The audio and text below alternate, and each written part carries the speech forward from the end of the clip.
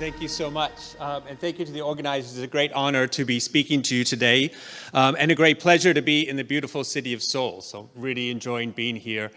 So thank you very much for the opportunity. So I'm Chief Executive of the World Hepatitis Alliance, and we're a network of over 400 community-based organizations in 125 countries, all working towards hepatitis elimination and harnessing the power of people living with hepatitis to drive us forward.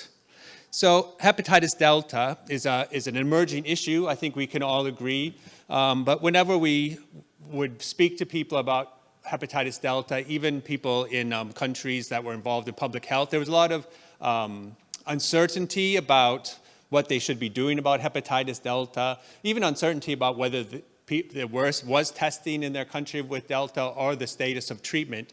So we decided to do a piece of community-based research as like a listening exercise to try to find out what the situation was globally around hepatitis delta and try to answer some of those questions. So you can see the three primary research questions there. What is the level of awareness among key stakeholders, and especially healthcare professionals, policymakers, and community-based organizations regarding hepatitis delta? What is the status of hepatitis delta testing and treatment availability and accessibility? And what do key stakeholders identify as the barriers to hepatitis delta testing and treatment access? So we fielded the survey around this time last year, October to December 2024. And it was a self-completion online survey that was available in English, French, and Spanish. And we got 183 valid participants from 102 countries. And you can see there what the breakdown is in terms of which of those groups they fall into. So about 45% were healthcare professionals, 30% community-based organizations, 5% were policymakers, and 20% were other. So this should be a group that has some knowledge and awareness around Delta or the situation with hepatitis in their countries. So the first question was kind of a basic one, like how familiar are you with hepatitis delta? And as you can see, although 60% said they were extremely familiar or moderately familiar, quite a large percentage, 40% said they were slightly familiar, or 20% were not familiar at all. So they really had no information about Delta. They didn't understand a lot of the premises around transmission or treatment availability. And for a group that's so rooted in public health and medicine, I mean, that's quite a high number, we felt. And if we looked at it by group, I mean, healthcare professionals were the group that had the lowest number of people that said they were not familiar at all. But then policymakers were the next ones, kind of surprisingly, and then community-based organizations. But you can see that no one really got, the numbers were still quite high, with about 50-50 for community-based organizations. And when we asked healthcare professionals whether they'd received any training around Delta, and if they found it useful, only 5% of healthcare professionals indicated that they had received any training on Delta. And when asked if they would like to have additional training on Delta, 65% said they would like training on hepatitis delta testing. Just over 60% said they would like training on treatment and care. And about half said they would like training on therapeutic innovation. So there is a real desire among healthcare professionals to skill up and to increase their knowledge around hepatitis delta. So then we asked if testing was available in your country, and 58% said yes, almost 60% said yes, which was actually slightly higher than we thought it was going to be. But if you contrast that, we also asked them whether hepatitis B testing was available in their country, and 94% of respondents said it was. So there's a big gap between the percentage of hepatitis B availability and hepatitis delta test availability. And then when we asked about accessibility of those tests, 40% said that testing is easily accessible. 43% said it was available, but only in some areas or some cities. And about 17% said they didn't know or no. And again, testing for hepatitis B was reported at a much greater accessibility of 65%. So it's, there's a big discrepancy in between those two. And then if we looked at it by region around availability and accessibility together, the European and Central Asian region, so basically WHO Euro region, had the best, had the most respondents saying that it was available and accessible, with Africa and the Middle East having the lowest response rate. And East Asia and Pacific, so the region we're in now, about 40% said that they felt that it was available and accessible. And so what were the barriers that people identified why testing wasn't available or accessible?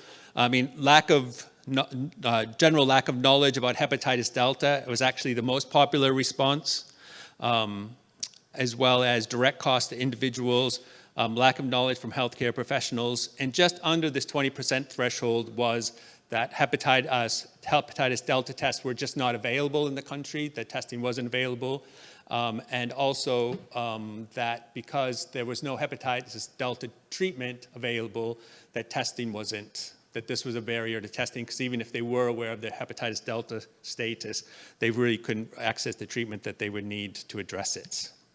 But 1 in 3 respondents said that they didn't feel well enough informed to even answer the question about what were the barriers that hepatitis delta testing in their area, in their country. Again, a really big percentage of people that didn't even feel informed enough to give an opinion about why testing isn't available or accessible. If we go quickly to treatment, 38% said that treatment is currently available. Now this, when we also asked them about the kind of treatment. So this is a combination of PEG interferon and the new treatment from Gilead as well. So 38% said it was currently available, 23% was not available, but you can see 40% of people didn't even know if there was treatment available for Delta in their country. And when we asked when it was accessible, the people who said they did think it was available, about a third said it was easily accessible and available. 55% said it was only available in certain countries, and about 10% said they didn't know or know. And again, lack of information on Delta treatment was the most commonly reported barrier to access, but also direct costs, lack of specialists providing Delta treatment, lack of knowledge of healthcare professionals, and lack of public health policies around hepatitis delta and Delta treatment.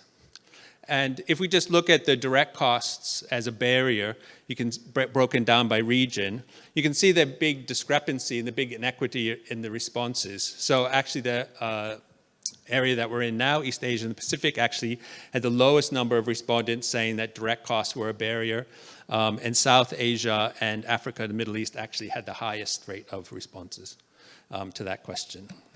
And again, 1 in 3 respondents said they didn't even feel well informed enough to even answer the question, to suggest what the barriers were, which I think says a lot. So I know I'm running short of time, but here are the conclusions we were trying to talk about.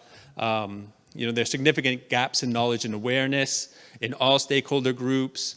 Healthcare professionals reported low levels of training around hepatitis delta, but a clear interest to have additional training. There were large regional discrepancies. Lack of knowledge is reported as a significant barrier to both testing and treatment. And a third of respondents didn't feel adequately informed to even comment on the barriers for both testing and treatment. And even where Delta testing and treatment were reported to be available, accessibility remains a significant challenge, as well as costs. And the report, if you have a chance to look at it, I won't go through all of them now, but make a series of calls to action and recommendations about what should be done to address these knowledge gaps and the accessibility and availability of tests. So our next steps with the data, because we have a whole bunch of data that we weren't even able to analyze for the preliminary report. So we'll do further segmentation analysis. There's a publication that will come out in a journal very soon. Training materials for healthcare professionals from a community perspective, showing why Delta is important. Awareness raising activities for all stakeholders, but especially policymakers, and capacity building for community-based organizations to better advocate for access to hepatitis delta testing and treatment. And if you'd like to see the full report, you have the handout there. I think the URL is also on there, but it's on the WHA website, so please check it out. And just two final plugs. I've got no seconds left, but I'll just take 30, because we talked a lot about liver cancer in this conference so far. WHA just published earlier in the year a white paper on beating cancer through hepatitis elimination. That's also available on the website. This is an area that we've been working on a lot. And with the Global Coalition, the group of friends at the UN in New York, we've been working very hard to ensure that hepatitis testing, treatment, and vaccination are included in the political declaration for the high-level meeting for NCDs. And we've been successful, which I think was a really big win for us. Also partly due to the support of the Union of International Cancer Control, Gavi, and the NCD Alliance. So we were really able to bring together a coalition of organizations within and outside of the hepatitis space to really make this happen. So please check that out. And finally, I'd just like to invite you all to the World Hepatitis Summit happening next April in Bangkok, Thailand.